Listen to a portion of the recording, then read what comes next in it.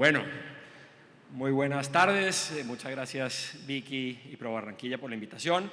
Como ven, estoy muy bien rodeado aquí de unas mujeres muy berracas que hacen cosas muy interesantes en temas de ESG, que nos van a estar ilustrando sobre lo que hacen sus empresas, sobre todo en el componente de gobierno. El componente de gobierno es el último del ESG y seguramente es el menos sexy, pero para mí es el más importante.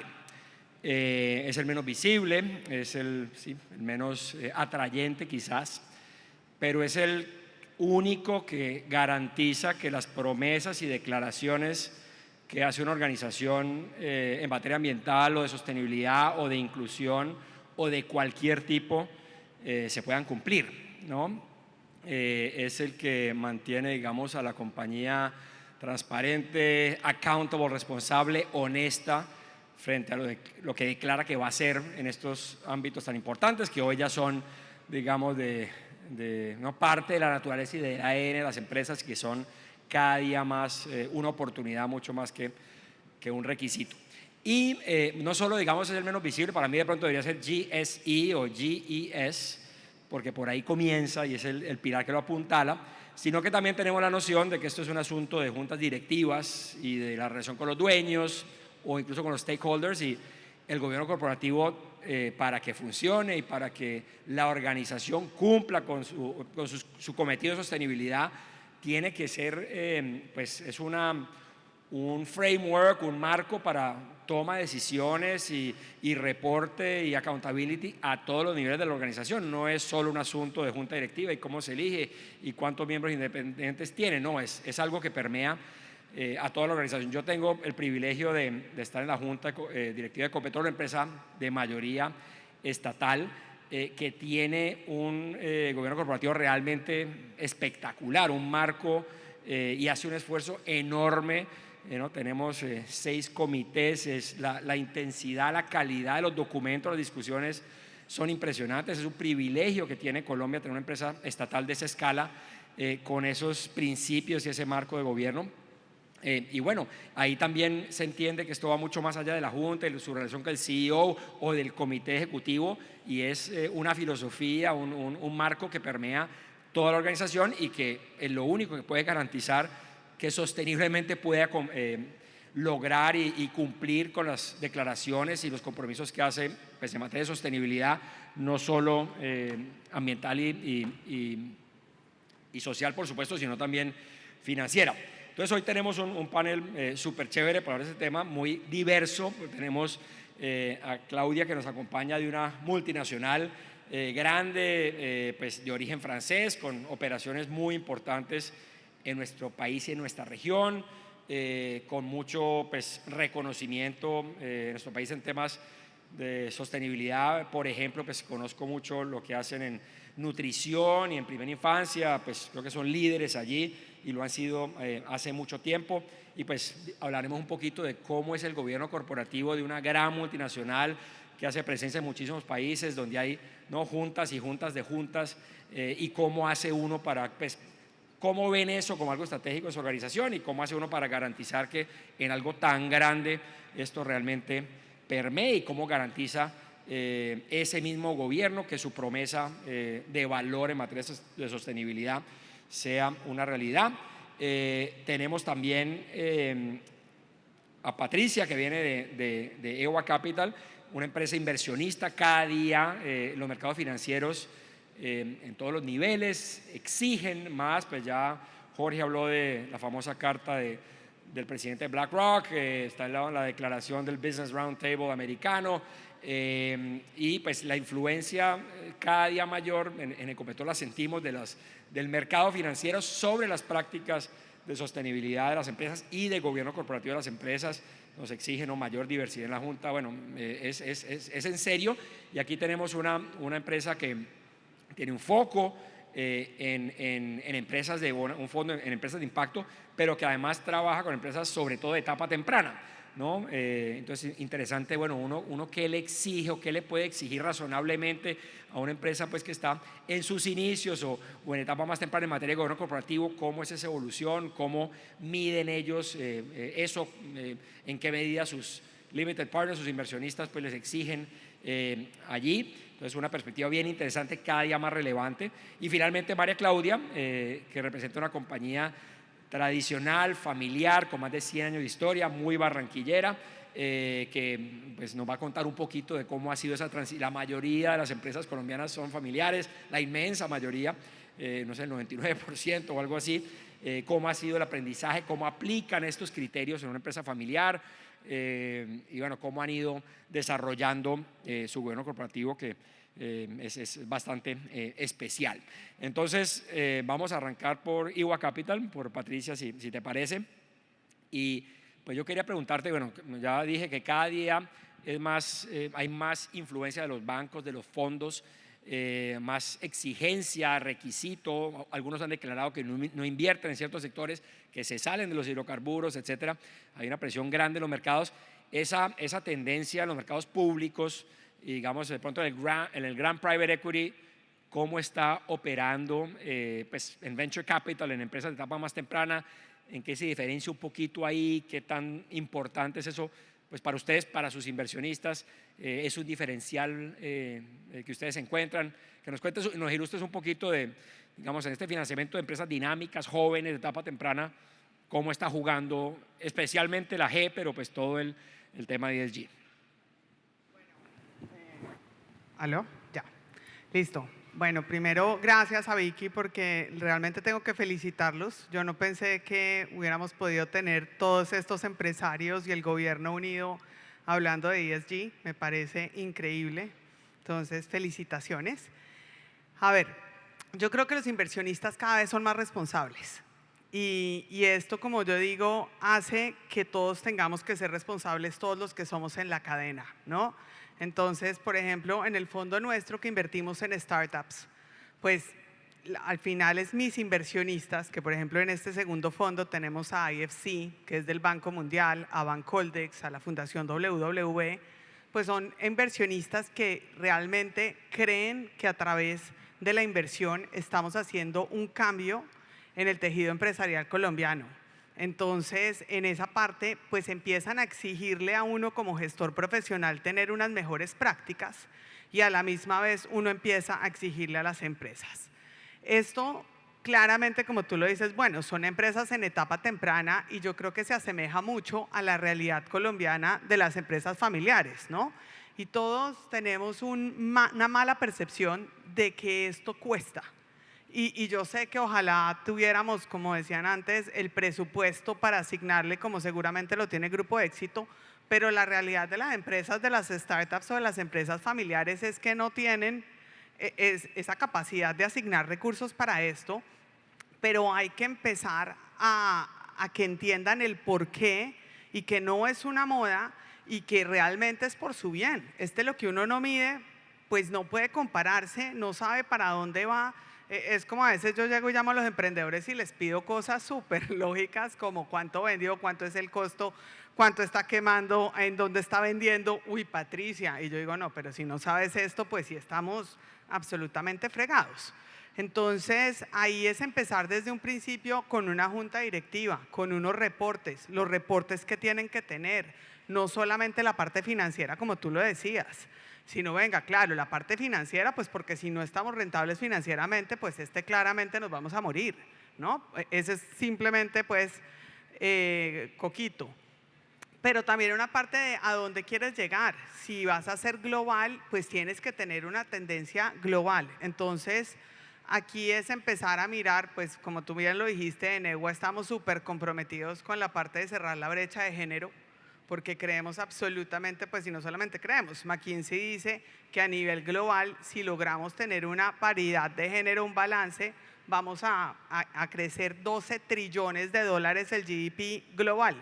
O sea, si se ponen a mirar pobreza y todo, o sea, realmente es algo que simplemente está en nuestras manos y que podemos tener un impacto grandísimo en el mundo y ni les digo en Latinoamérica. Entonces, yo creo que, como tú bien lo dices, los inversionistas grandes se lo están exigiendo acá a los gestores y los gestores empezamos a exigirlo a nuestra manera a cada uno de nuestros activos. Sí, no, pues Patricia señala varias cosas importantes. Uno, si hay cosas pues, de esto que pueden ser costosas, el gobierno corporativo de pronto lo menos, ¿no? Un poquito en tiempo y atención pero pues nada más costoso que una pelea de accionistas o una pelea familiar. Pues en mi región, digamos, son legendarias las peleas familiares de familias, ¿no? Por no haberse tomado un poquito más de tiempo para ordenar ciertas cosas y para arrancar bien, ¿no? Ya vendrá pues, muchas de las empresas nuevas vienen ya diseñadas para ser ambiental y socialmente pues, responsables. Y cuando tiene un inversionista de afuera, pues hay unas exigencias muy claras en materia de gobierno, ¿no? El Shareholders Agreement, unas cosas que entonces nacen bien organizaditas, pero tomarse ese tiempito al principio y bueno, y tiene una ventaja sobre las establecidas, que a veces es más difícil cambiar algo que lleva 50 o 100 años que arrancar de cero de buena manera. Ahorita, pues volvemos a algunos temas que me interesan de estas empresas en etapa temprana, y quiero que pasemos a Claudia, pues a que nos hable un poquito del enfoque de gobierno corporativo del Grupo Éxito y de su matriz, y de cómo lo ven, pues, en qué manera lo consideran pues, estratégico, o cómo se diferencia de otras empresas y qué impactos han visto que tienen los resultados de la compañía.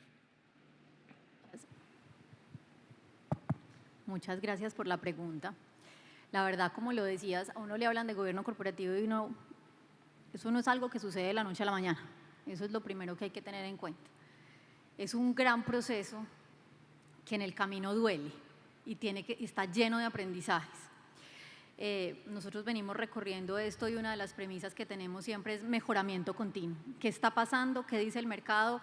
O incluso con mucha humildad a veces decir, bueno, ¿qué no hicimos bien? O que puede que hayamos hecho bien, pero el mercado no lo leyó.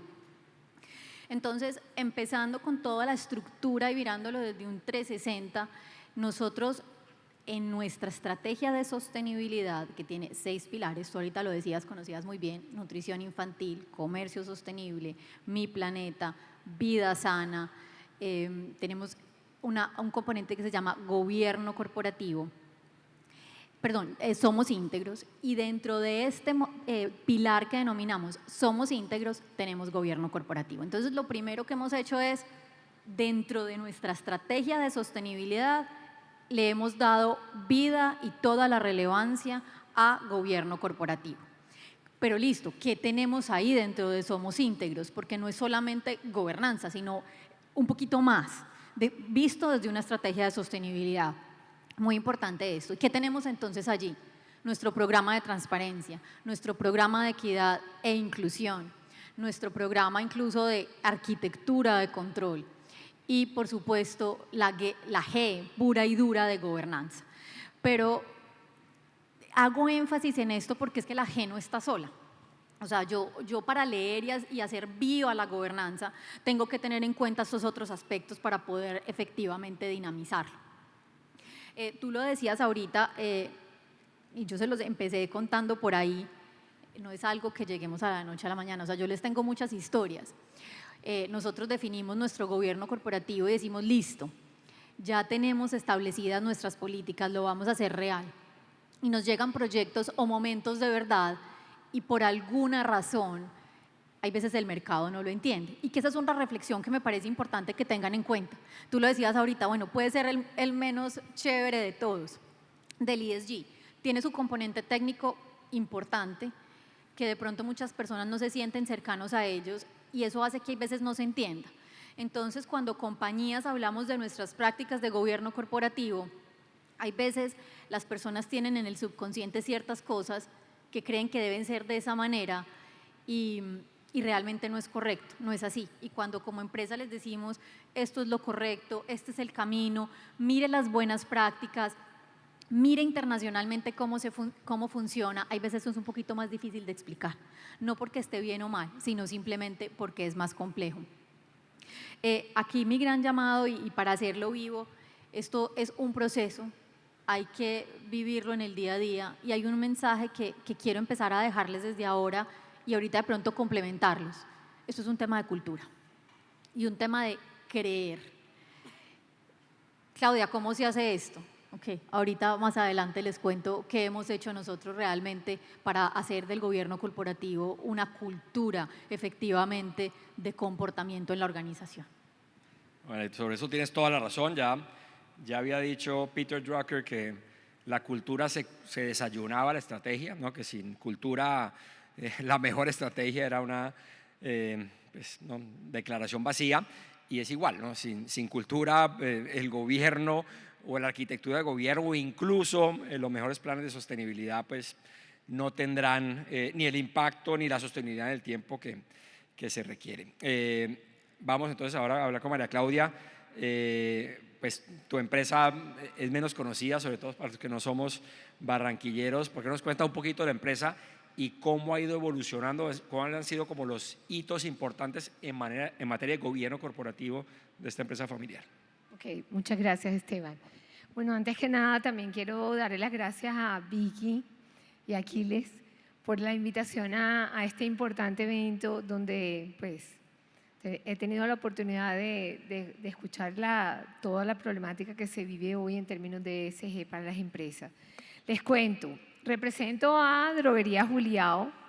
Esta es una compañía muy conocida aquí en Barranquilla que nació en el año 1910, fundada por mi bisabuelo, que quería tener un lugar para ofrecer soluciones de salud a los habitantes de la época. Quiso abrir una botica, así nació esta empresa, y empezó vendiendo plantas medicinales y fórmulas magistrales para atender las necesidades de salud.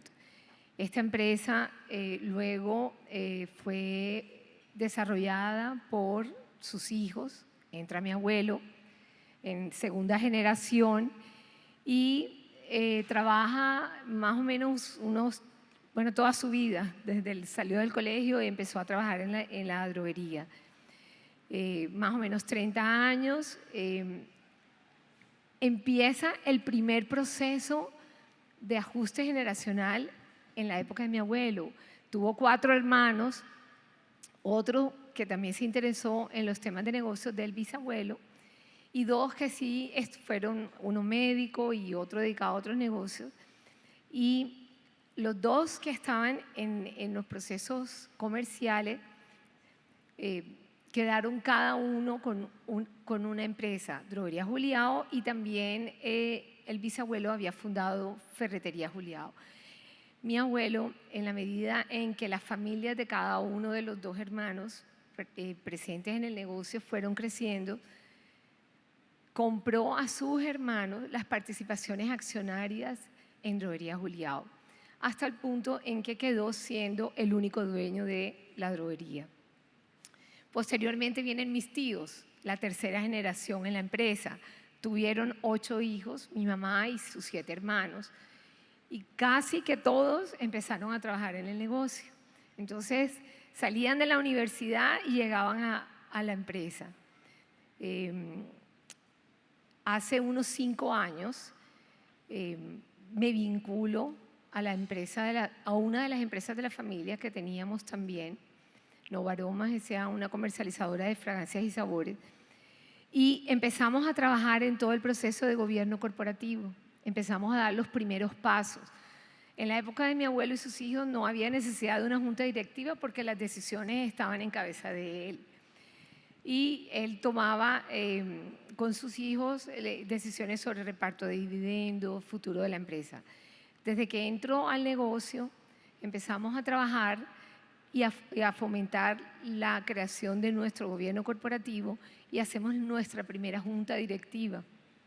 Invito a la junta directiva a una persona que trabajó conmigo años anteriores en Procaps, donde yo hice mi mayor experiencia, y empezamos a modelar los esquemas de cómo funciona una empresa en un ámbito formal, a pesar de que fueran sus accionistas 8 hermanos.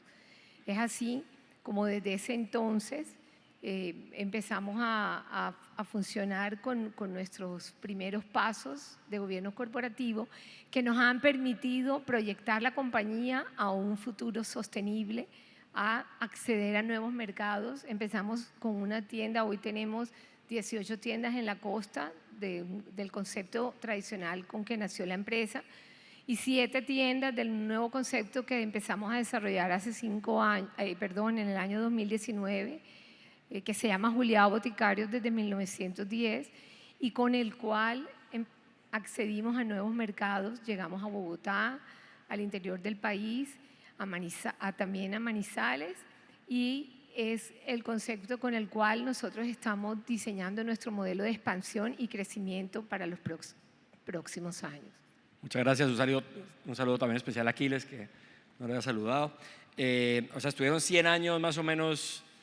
Realmente los últimos 5 es donde se han formalizado la... Okay. Definitivamente en los últimos años, y justamente creo que con la creación y con la estructuración de un gobierno corporativo es lo que nos ha dado la oportunidad de empezar a trabajar en un futuro, a proyectar la compañía en otras dimensiones, a salir de solamente la ciudad de Barranquilla, donde somos muy conocidos, y tocar otras expectativas, otros proyectos donde hasta ahora hemos sido exitosos. No, muy interesante. Pues yo creo que muchas empresas familiares colombianas han estado en ese tránsito, encontrando también que vincular perspectivas de afuera, independientes, diversas, pues enriquece enormemente las discusiones y además pues sí, les permite tener no solo pensamiento diverso, sino gente, pues sí, representar mejor pues una sociedad que atienden, que es amplia y diversa.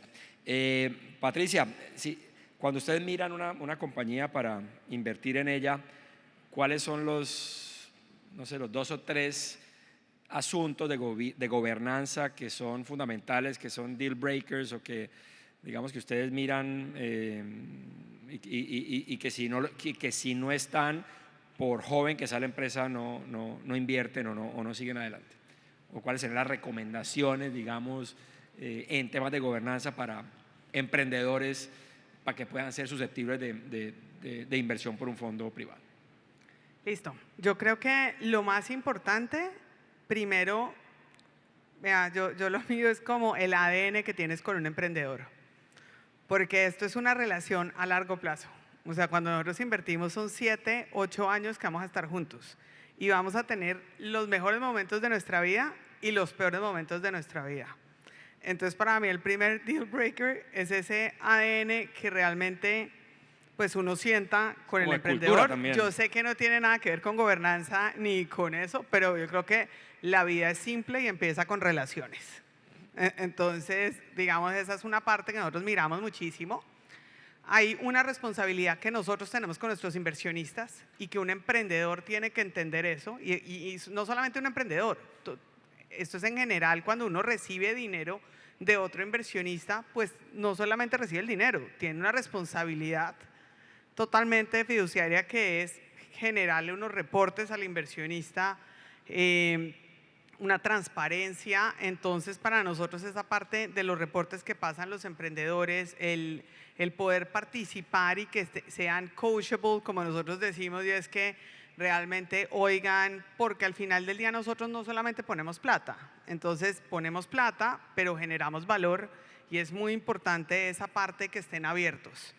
Entonces, te lo diría pues como si tuviera que decir reportes financieros, reportes obviamente, digamos, de todo lo que hemos estado hablando. Para nosotros la parte de género es súper importante, pero esa parte de ADN que compartan el mismo ADN que EWA, para nosotros es muy importante. Y la otra parte pues es como que sean líderes.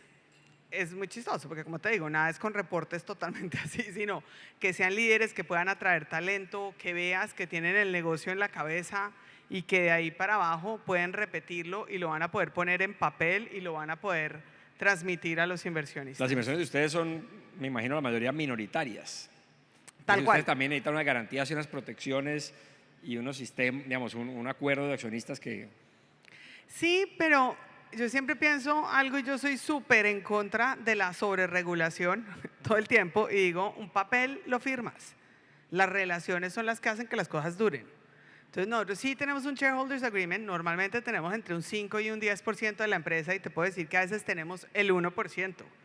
Pero ahí está entre la capacidad de EWA de convertirse ese 1% en algo vital para el emprendedor, que llame, que pregunte, que uno se vuelve el psicólogo del emprendedor para tener esta relación y poderlo llevar adelante. ¿Y siempre exigen participación en órganos de gobierno o no es en la Junta, digamos? O Cuando arrancamos, empezamos pidiendo un puesto en la Junta, puede ser, digamos, con opinión, pues con voto o simplemente como observadores, pero vuelvo y te digo que esto es de relación y te puedo decir, digamos, en el primer fondo estábamos en Merkeo y obviamente hace 5 años que invertimos, pues éramos parte de la Junta Directiva. Hoy, 5 años después que han venido fondos enormes, pues ya no estoy en la Junta Directiva.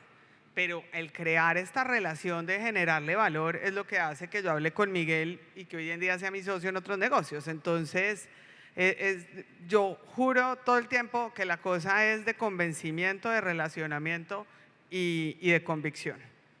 Y una parte es que ellos tienen que entender el por qué.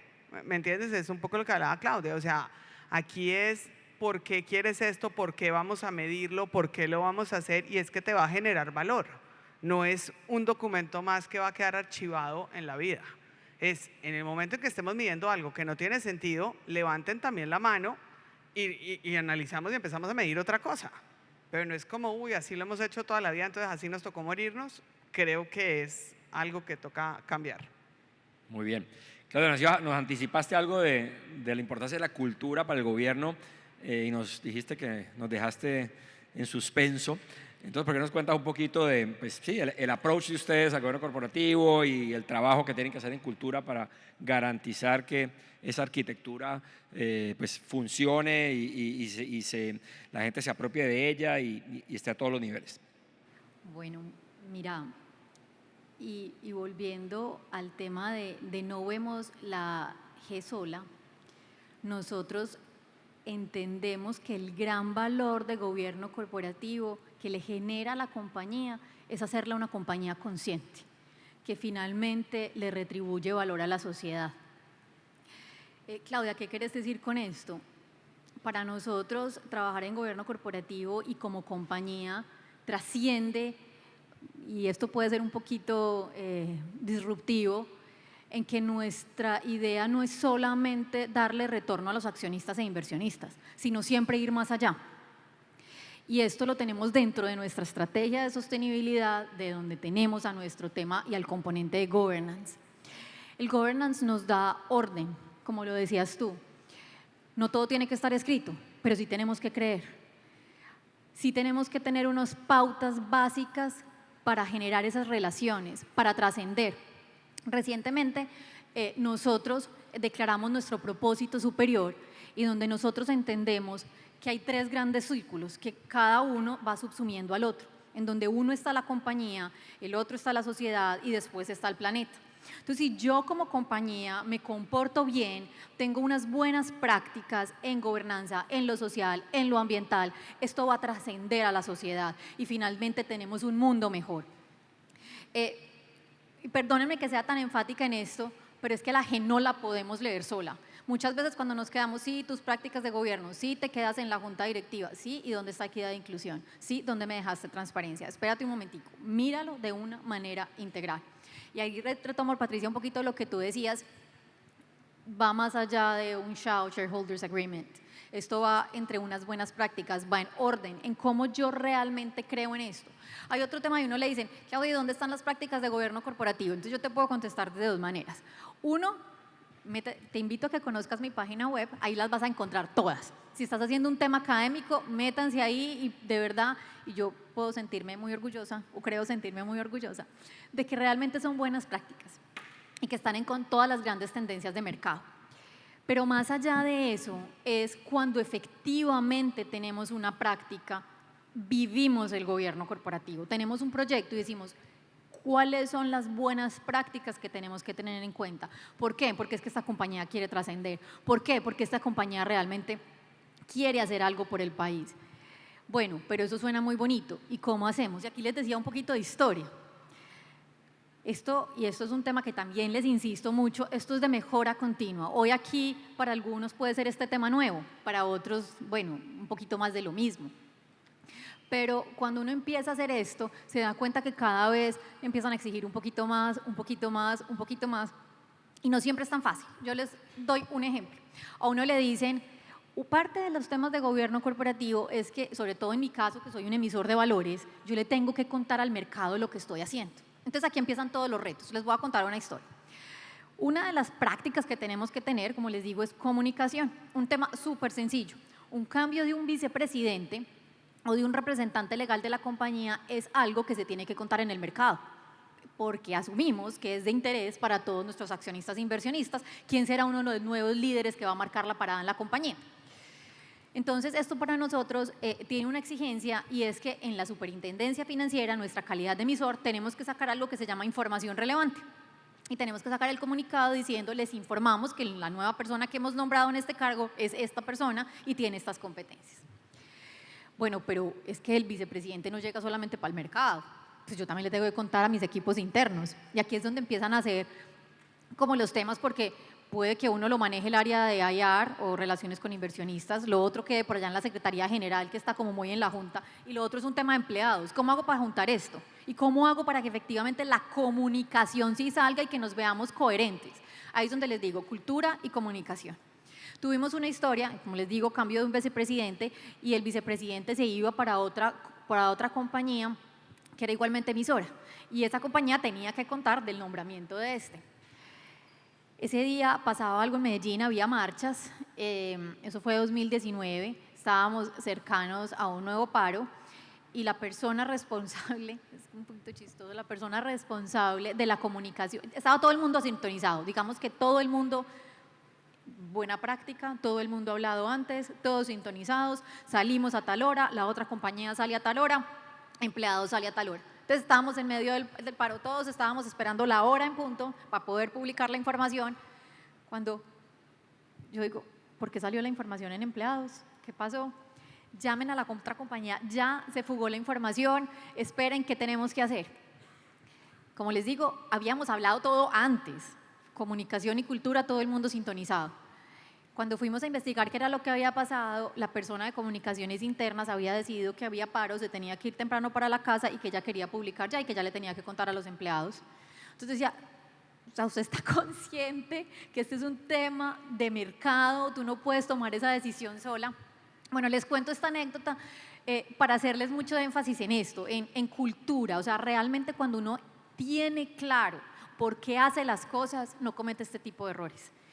Nosotros teníamos en teoría todo sintonizado, habíamos hablado, pero también la reflexión después fue, ¿qué pasó? Pues con toda la humildad, porque uno también en esto tiene que escuchar, ¿qué fue lo que pasó? ¿Por qué nos equivocamos? Y nos dimos cuenta que de pronto esta persona no tenía claro el por qué hacemos las cosas.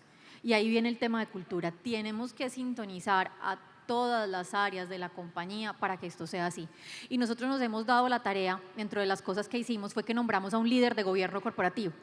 Y este líder, y se lo sugiero de verdad, tiene que vivir, apasionarse, sufrir, morir, con cada cosa que le pase, tiene que tener la adrenalina a 1000, para que efectivamente logre movilizar a la compañía en torno de una buena práctica que queremos adoptar. Porque si no tenemos esa adrenalina o esto que pasó, por qué, incluso hasta llorar, gritar, reír, cada vez que pase algo, no trascendemos en cultura. Y no se les olvide esto, gobierno corporativo no es una simple G de gobernanza, es parte de nuestra estrategia de sostenibilidad, es parte de lo que nosotros queremos como una compañía consciente para poder trascender en sociedad y finalmente en el planeta. Muchas gracias, muy ilustrativo el ejemplo. Sí, el tema cultural y de cómo, no, para que esto funcione bien, todo el mundo tiene que estar montado o en la misma página o montado en el mismo barco y muy consciente de las responsabilidades que tiene, sobre todo en una empresa que está en el mercado de valores. Te quería preguntar, pues en una empresa familiar, más allá de unos estatutos que gobiernen o unas políticas o un shareholders agreement, cuando un fondo invierte en una empresa, pues normalmente hay un protocolo de familia, ¿no? La familia debe o tiene que tomar ponerse de acuerdo en ciertas cosas que van más allá de su relación con la empresa y que van más allá pues, de los documentos propios de la empresa. Quisiera saber si ustedes han trabajado eso, si eso fue parte de lo que hicieron en esta evolución, o eso es un pendiente, o es algo que sienten que necesitan. Sí, Esteban, definitivamente hace unos 20 años, donde dimos los primeros pasos en gobierno corporativo, entendimos que era una necesidad para nuestra familia y para nuestra empresa empezar a fomentar y crear y tener nuestro protocolo de familia, que iba a ser el marco de acción para la interacción de los temas de familia en relación a la empresa. Para la familia, lo más importante es que la familia se sostuviera tranquila y en armonía. Antes que proteger a la empresa, lo primordial o lo que suscitó esta necesidad de legislar y de tener buenas prácticas de gobierno era mantener esa armonía que existía entre los 8 socios y entre los 8 hermanos miembros de la familia. Entonces, es así como nosotros, con la ayuda de un consultor experto en temas de empresas de familia, dimos nuestros primeros pasos. Y nuestros primeros pasos fue tener un protocolo de familia, entender cómo se interrelacionan las necesidades de pronto de la familia en relación a vinculación a la empresa o vinculación a los diferentes órganos de control, juntas directivas, los consejos de accionistas.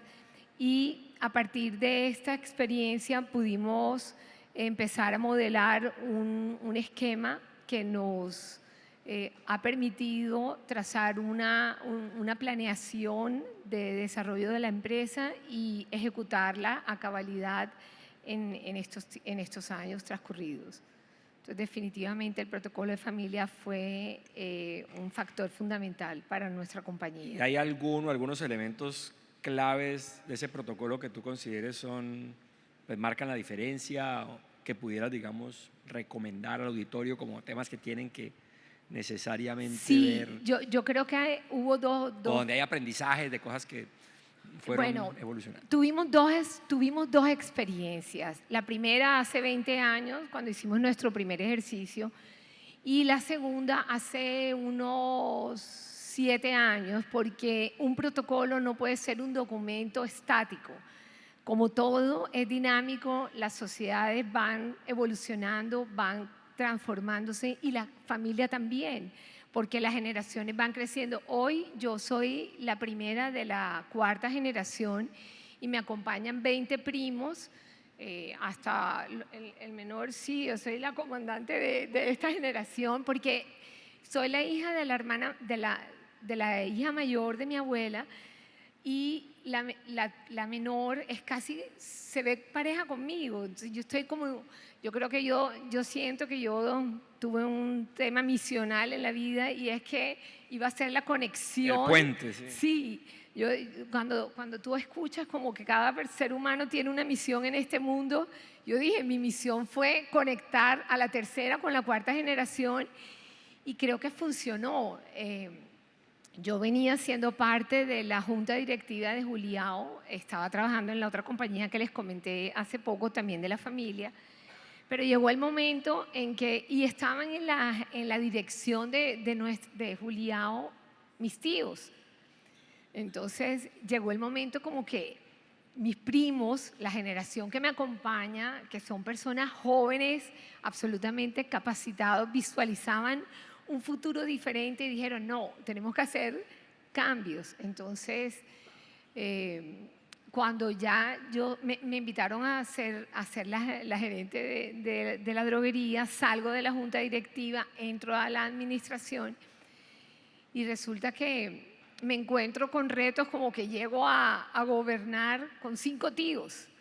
Resulta que mi familia es una familia súper apasionada, que como salieron de la universidad, entraron a la empresa, no se querían retirar. Entonces, Una anécdota curiosa es en esa segunda etapa en que nosotros hacemos la modernización del protocolo de familia, ya fue un ejercicio donde nos sentamos como por 5 sesiones a revisar diferentes temas y empezar a pensar en qué queríamos. Entonces, el primer tema era, ¿cuál es el protocolo para la desvinculación de los accionistas?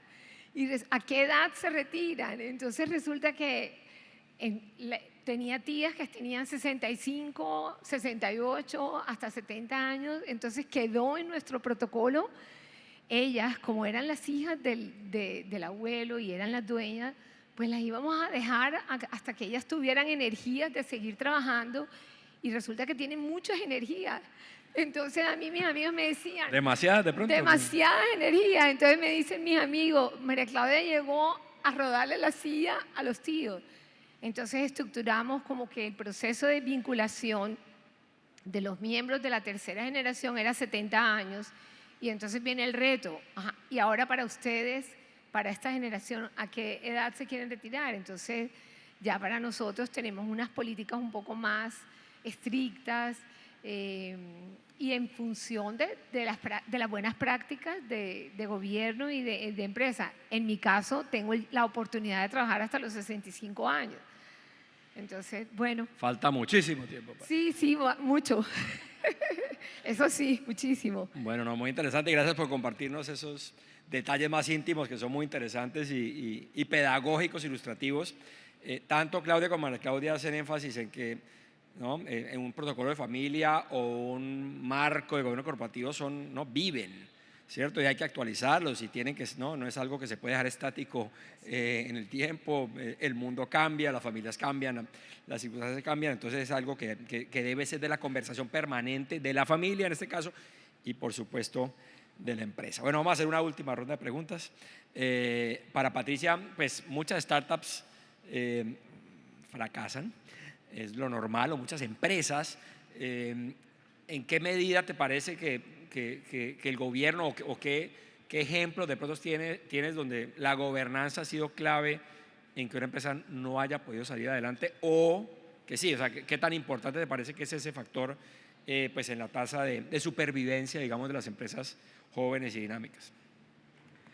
Yo creo que, digamos, en esta etapa temprana te puedo decir que el no medir, ¿sabes? Y digamos en las startups, y ahorita lo empezamos a ver, y si ven el periódico y lo que se viene en los próximos meses es una ola de despidos y una ola de… Estaban teniendo como la plata era el método para crecer, ¿no? Entonces era cuánto quemaba y cuánto crecía, y los números no tenían ningún sentido en que, pues oiga, si regalo 3 y vendo 1, pues claramente los números nunca van a dar positivos, ¿no? Entonces yo creo que en eso adoptamos un modelo de Estados Unidos que ya fracasó en Estados Unidos y que fracasa en todas partes del mundo, porque pues vender regalado, puedes regalar, ¿no? Y regalar 3 veces, pues es que estamos mal. Entonces yo creo que se olvidó a nivel general lo básico, que es cuánto vendo, cuánto gasto y cuánto me queda. Y que claramente sí, puedes empezar en un momento a tener pues la parte negativa, pues porque estás negativo, pero la parte negativa en un momento que llegues a una escala tienes que ser positivo, ¿no? O sea, básico de finanzas que a todos nos lo enseñaron. Entonces creo que digamos ahí, y la parte que también creo que empezaron a ser como súper entrepreneur friendly, que ya llegó un punto en que la junta directiva idealizaba a los emprendedores. Y también creo que eso tampoco es. Una junta directiva es para acompañar a un emprendedor y tiene unas responsabilidades con sus inversionistas. Entonces también es una parte de poner a todo el mundo el tate quieto, como digo yo, y empezar hacia dónde vamos todos juntos. Entonces, si me preguntas, creo que es lo que vamos a ver hoy en día. Todos se dedicaron a salir y poner banderas en todas partes de Latinoamérica, y uno veía a los emprendedores y los medios de comunicación medían a las empresas es más por las rondas que se levantaban y no porque realmente el valor que genera en valor real, no en valor de papel. Entonces creo que digamos ahí faltó gobernanza y faltó eso. O sea, no sé si se han visto We Crash en Apple TV, pero es exactamente, o sea, el darle el poder y el idealizar a alguien y creerle un Dios y se olvidó todo, se olvidó junta directiva, se olvidó shareholders, se olvidó medir, se olvidó, no sé, listo, crece, pero si vas a crecer, pues démosle el tiempo para tal mercado, no cumplió tales expectativas, cierras, ¿no? O sea, pero no es como forever and ever y empezar a medir las empresas por cosas que no son. O sea, yo me quedo mirando emprendedores que lo que crecimos en personal, y yo digo, ¿y qué?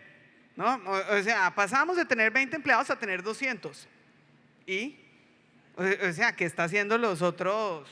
O sea, ¿qué estás haciendo con 10 veces más de empleados? Cuéntame si estás vendiendo 10 veces más, o 20, o 30. Entonces empezamos a medir pendejadas, sinceramente, que creo que eso viene y va a ser una de las oleadas de los próximos meses en emprendimiento. Se nos olvidan rápido las lecciones del pasado, ¿no? De hace 20 años yo estuve en esa burbuja y pues espero que en el gobierno corporativo, al menos en la documentación y en el enfoque, pues hayamos avanzado y va a ser muy importante en digamos, después de que revienta la burbuja, como el gobierno y pues sí, el entendimiento entre inversionistas y emprendedores seguramente será definitivo en dividir o separar a los que salen adelante de los que pues no van a poder seguir. Claudia, pues ustedes como gran retailer son como un ecosistema en realidad de decenas de miles de proveedores y de marcas y pues uno oye mucho trabajo en los temas de I y S con los proveedores del alcance 2, el alcance 3 de las empresas grandes, pero pues ahí también me imagino que juega el G. Entonces, ¿por qué nos cuentas un poquito cómo manejan, o sea, ustedes tienen, o el mercado los va a ser responsables por lo que hagan o no sus proveedores en muchos de estos ámbitos cada vez más?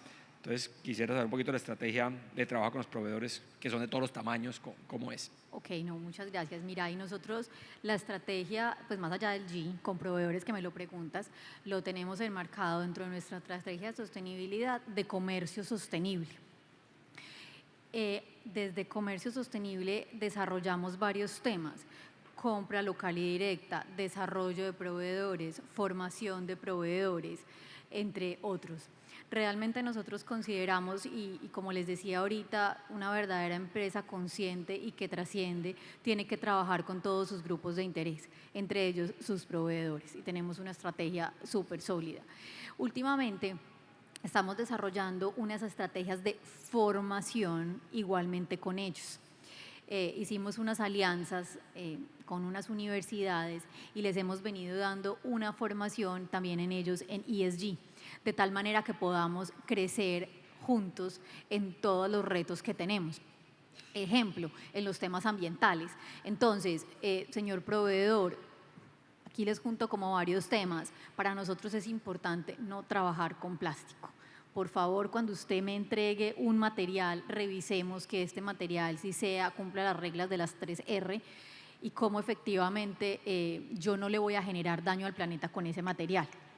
Señores, igualmente, venga, les explico y les cuento. Nosotros hacemos hoy la Secretaría Técnica de la Iniciativa de Paridad de Género, en donde invitamos a los distintos proveedores a que se unan y crean en todos estos temas de equidad de género.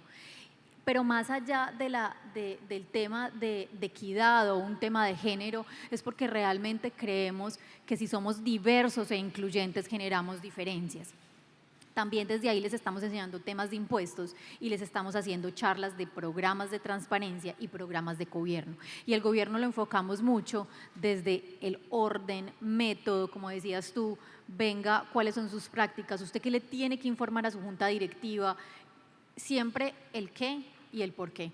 Para nosotros los proveedores son un aliado fundamental y los protegemos, creemos y apostamos a desarrollar juntos para efectivamente construir un mejor país. De hecho, no sé si lo podemos, había pedido que de pronto una posibilidad de un video que ilustraría súper bien esto. Si alguna cosa lo ponemos más tarde, que creo que estamos cortos de tiempo. Pues compartimos la dirección en YouTube, porque creo que no vamos a poder. Muy bien, entonces como estamos cortos de tiempo y vamos a ahorrarnos unos minuticos, para que Vicky, que está como nerviosa con el tiempo, esté más tranquila. Vamos a terminar aquí con María Claudia preguntándole, no sé, ¿cómo te imaginas la evolución? Ya han tenido evolución en el tema del protocolo familiar, del gobierno corporativo, pues ¿cuáles son como los pendientes o qué avisoras en los próximos 5 o 10 años como necesarios para que den, digamos, el siguiente paso en materia de excelencia en el gobierno corporativo? Bueno, nosotros en este momento tenemos un tema pendiente y es nuestra junta directiva está conformada por 5 miembros de la familia. Queremos traer nuevamente a un miembro externo porque definitivamente el componente de la carga familiar siempre requiere como tener un mediador o una persona externa que pueda ayudar en ciertos momentos donde pueden haber algunas diferencias o dificultades y crecer un poco más y fortalecer a la compañía con la participación de miembros externos. Quería anotar también que un factor diferenciador de las empresas de familia en términos de su gobierno corporativo con relación a empresas que no son de familia es la creación de un consejo de familia, porque a través del consejo de familia se pueden determinar las relaciones meramente familiares que pueden tocar a la empresa. Por ejemplo, si hay algún miembro de la compañía al conocer de alguna vacante en algún cargo directivo y querer su participación, nosotros tenemos el espacio del Consejo de Familia para poder primero revisarlo desde ese ámbito y posteriormente, viendo la viabilidad de que pueda pasar a ser un aspirante, pasarlo al próximo órgano de control, que es la Junta Directiva. Entonces creo que también es un tema que funciona muy bien para empresas de familia y que no lo tienen las empresas que pues son no familiares. Pues sería básicamente eso.